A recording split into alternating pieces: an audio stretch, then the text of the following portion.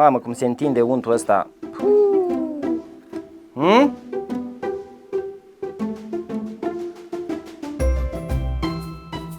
Mă unge pe suflet. Așa mâncam în copilărie. Cum să renunț la pâine, zi?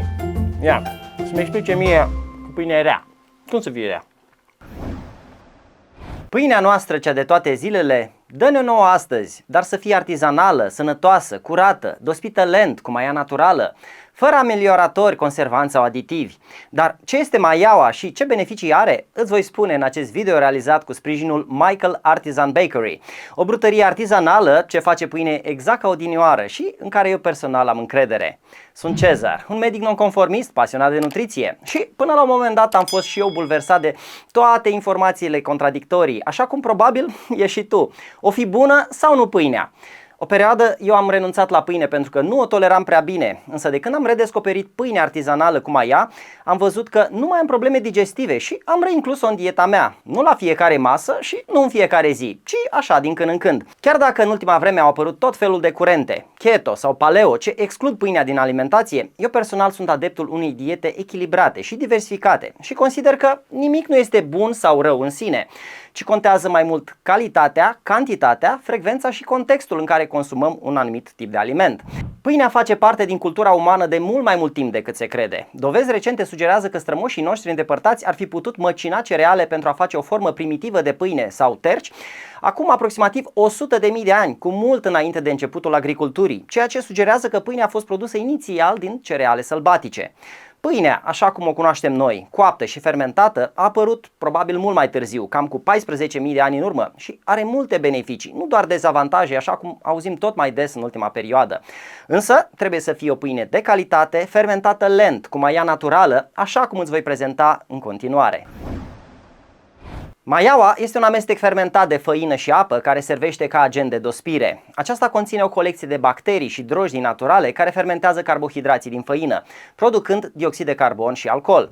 Hai să vedem cu ce este deosebită și ce beneficii are pâinea cu maia. În primul rând, pâinea cu maia este mai ușor de digerat, deoarece fermentația naturală descompune mai bine glutenul. Glutenul este un complex de proteine de dimensiuni foarte mari, ce se găsește în grâu și în alte cereale precum orzul sau secara. Este format din două proteine principale, glutenina și gliadina, care atunci când făina este mestecată cu apă, ele se combină pentru a forma o rețea de polimeri ce face ca aluatul să fie extensibil, elastic, dar și mai rezistent la descompunerea de către enzimele digestive și de aceea poate cauza inflamație la nivel intestinal. Dar fermentarea lentă cu maia contribuie la o mai bună descompunere a glutenului. În al doilea rând, fermentarea cu maia ajută și la o mai bună reducere a nivelului de fitați și la o absorbție crescută a mineralelor. Fitații sau acidul fitic sunt o formă de stocare a fosforului în plante, în special în cereale, semințe, nuci, leguminoase și ei pot lega mineralele precum calciu, fierul, potasiul, magneziul, manganul sau zincul, scăzând astfel absorbția la nivelul intestinului. Noi oamenii nu producem suficiente enzime care să descompună fitații în mod eficient și, în consecință, consumul de alimente bogate în fitați, dacă nu sunt bine prelucrate, poate reduce absorbția mineralelor și poate cauza carențe nutritive. Înmuierea și germinarea nucilor, semințelor sau fermentarea pâinii cu maia ajută la descompunerea fitaților într-o oarecare măsură și la îmbunătățirea biodisponibilității mineralelor.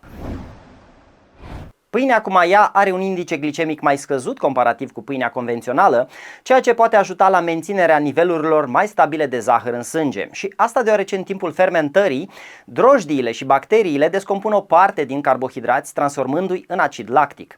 Această acidifiere a aluatului poate modifica structura amidonului și astfel încetini viteza de digestie a carbohidraților, rezultând o creștere mai scăzută a glicemiei după consum. În plus, pâinea cu maia are de obicei o structură mai densă și mai compactă, ceea ce poate încetini de asemenea viteza de absorbție a zaharurilor, oferind sațietate mai durabilă, ajutând la controlul apetitului și la menținerea greutății. În general, pâinea nu este o sursă foarte importantă de vitamine B, însă pâinea cu maia are o cantitate mai mare decât pâinea convențională, deoarece unele drojdii și bacterii în cursul procesului de fermentare produc și astfel de vitamine, precum tiamina, vitamina B1, riboflavina, B2, niacina, B3, acidul pantotenic, B5 și piridoxina, B6. Acestea sunt implicate în multe procese metabolice, dar mai ales în producerea energiei la nivel mitocondrial. Persoanele care consumă mulți carbohidrați și zaharuri simple pot avea astfel un deficit din aceste vitamine. Bacteriile și drojdiile benefice din maia acționează ca probiotice, contribuind la sănătatea intestinului, ajutând la menținerea și îmbunătățirea florei intestinale, adică a microbiomului, despre care ți-am vorbit într-un alt video. Găsești linkul în descriere. Un alt avantaj al pâinii cu maia este faptul că are o rezistență mai lungă, datorită procesului de fermentație care inhibă dezvoltarea mucegaiului și de aceea nu necesită folosirea aditivilor alimentari care se găsesc în multe pâini convenționale. Iar poate cel mai important motiv pentru care recomand pâinea cu maia și mai ales cea produsă de către Michael Artisan Bakery este senzația deosebită pe care ți-o oferă atunci când o mănânci. Gustul, textura, aroma distinctă, coaja crocantă și miezul moale și poros sunt elemente apreciate de cei care iubesc pâinea de calitate. Prepararea pâinii cu maia este un proces tradițional vechi de mii de ani care ne permite să ne reconectăm cu modul în care alimentele noastre erau făcute în trecut, contribuind la păstrarea și valorizarea patrimoniului cultural. Într-o lume în care multe alimente sunt produse în masă și procesate industrial, aprecierea noastră față de acești artizani care încă mai păstrează tradițiile se poate manifesta cumpărându-le produsele făcute cu grijă și pasiune. Cei de la Michael Artisan Bakery, ale căror produse le am aici, fac pâine doar din ingrediente naturale, făinuri superioare, strict alese, fără de care calitatea nu ar fi aceeași. Aluaturile sunt dospite lent, cu maia naturală, autentică, obținută doar din făină și apă, fără alți agenți de creștere sau dospire, fără conservanți și fără amelioratori. Pregătirea materiilor prime, coacerea sau hidratarea semințelor, hrănirea maielelor, divizarea bucăților de aluat, modelarea acestora sunt procese manuale realizate de lucrători artizani, așa cum se făcea pe vremuri. Pâinile sunt coapte cu grijă, în cuptor pe vatră, coaja este crocantă, iar miezul alveolat, aerat și bine dezvoltat. Produsele Michael Artisan Bakery sunt disponibile în București, Ilfov și Craiova, dar mai multe detalii, precum și lista de magazine, o găsiți accesând site-ul michaelbakery.ro. Hrana noastră nu înseamnă doar carbohidrați, proteine și calorii, înseamnă energie, înseamnă vibrație și de aceea este foarte important și cine o produce. Pune sau nu pasiune în ceea ce face. Și mai presus de toate, contează cum mâncăm ceea ce mâncăm, cu ce stare, cu ce emoții. Putem mânca cea mai bio-hrană disponibilă, putem adopta cea mai extravagantă dietă, dar dacă nu ne activăm sistemul parasimpatic de liniște și pace, rest and digest, nu vom putea digera bine și astfel apar intoleranțele digestive de care se plâng atât de mulți oameni. Scrie mai jos în comentarii dacă știi să prepari pâine cu maia și care este rețeta ta. În felul acesta îi ajuți și pe alții să învețe din experiența ta, iar cei care învață pe alții, învață de 2 ori. Sunt Cezar, un cardiolog nonconformist, adeptul unei alimentații omnivore echilibrate și dacă ți-a plăcut acest clip informativ, trimite-l mai departe celor care au nevoie, pentru a-i ajuta și pe ei să-și poată lua sănătatea în propriile mâini. Și acum o să mung o felie de pâine cu unt și cu miere, să vedem ce o să zică adepții dietei keto. Fac o mare blasfemie.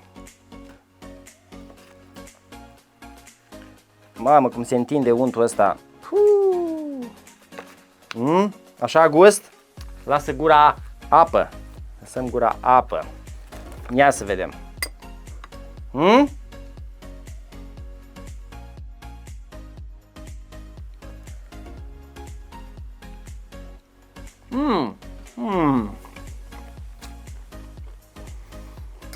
Mă unge pe suflet. Așa mâncam în copilărie. Cum să renunț la pâine? Zi. Ia. Să-mi explice mie cu pâine rea. Cum să fie rea? Nimic nu este bun sau rău în sine. Contează calitatea, cantitatea, frecvența și contextul.